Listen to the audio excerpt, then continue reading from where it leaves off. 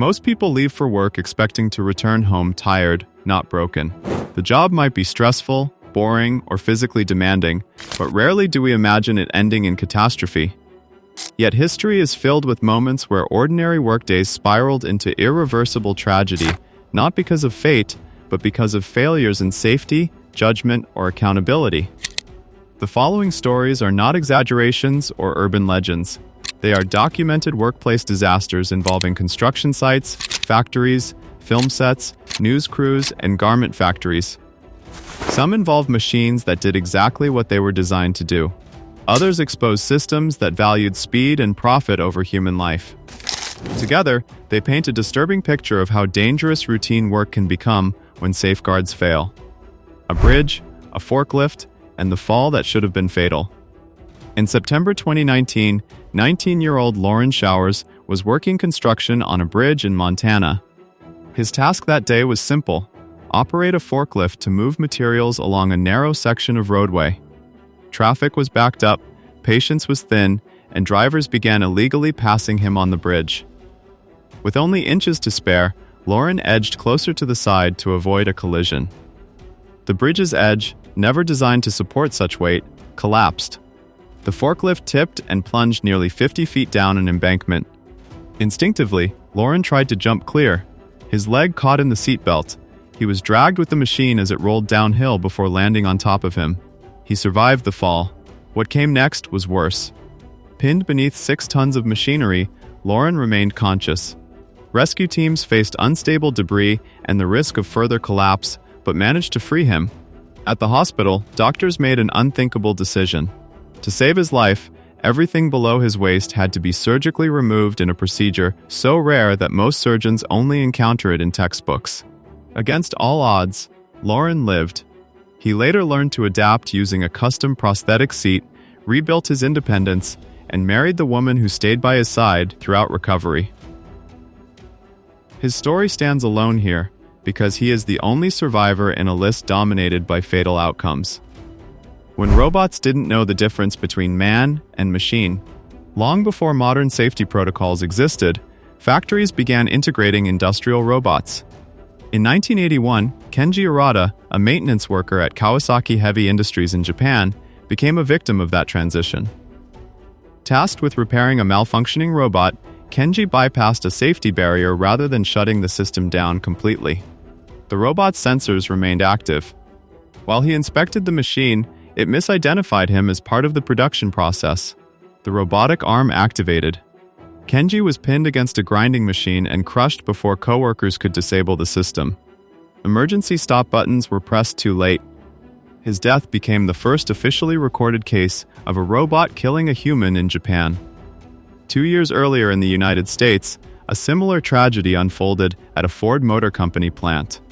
Robert Williams, a 25-year-old worker, climbed into storage racks to fix an inventory error, a shortcut workers routinely took. A robotic arm weighing over a ton swung unexpectedly and struck him in the head, killing him instantly. Neither factory had warning alarms, physical barriers, or adequate human-robot separation. The machines behaved exactly as programmed. The systems around them failed, a casual job that became a death sentence. In 1998, Simon Jones, a 24-year-old anthropology student, took a temporary job through a recruitment agency to earn money between studies. He was sent to work at Shoreham Dock in England unloading cargo. On his first day, with no safety briefing, no protective equipment, no training, Simon was placed inside a ship's cargo hold beneath a massive mechanical grab operated remotely. While he worked below, the machine activated. The metal jaws descended and crushed him instantly. Investigations later revealed a shocking lack of safeguards, no warning alarms, no checks to confirm the hold was clear, and no accountability from the recruitment agency or dock operators. The company was fined, but many felt the penalty failed to reflect the cost of a young life. Simon's family later founded a campaign demanding safer conditions for temporary workers often treated as expendable. Just cleaning up, a fatal first day at work. In August 2012, Day Davis, a 21-year-old temporary worker, began his first shift at a Bacardi bottling plant in Florida. His assignment was straightforward: assist with cleanup around production lines. One of the plant's palletizing machines, a towering device stacking cases of rum, jammed frequently due to broken glass and sticky spills. These issues had gone unresolved for years. Instead of fully locking out the machine, a supervisor sent Day underneath it to clear debris. Believing the area was empty, the machine was restarted. It crushed him beneath more than a ton of moving machinery. OSHA later confirmed that mandatory lockout-tagout procedures were ignored. The company was fined, though the amount was later reduced.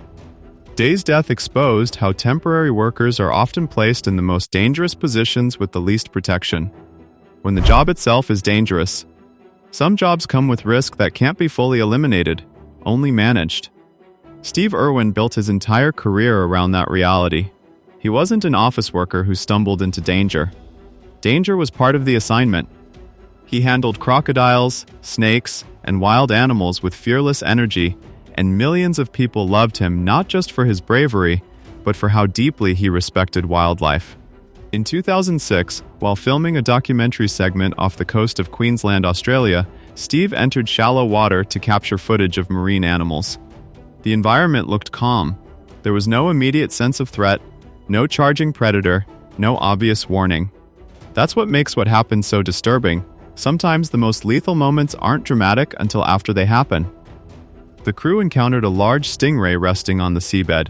Stingrays are generally not aggressive, and serious human fatalities are rare. Steve approached to film it up close, likely assuming, based on a lifetime of experience, that a careful, respectful approach would keep the encounter safe.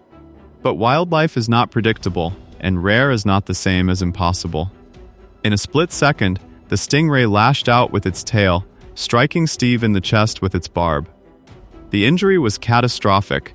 The crew rushed him back to the boat, but the damage was fatal, and he died shortly afterward.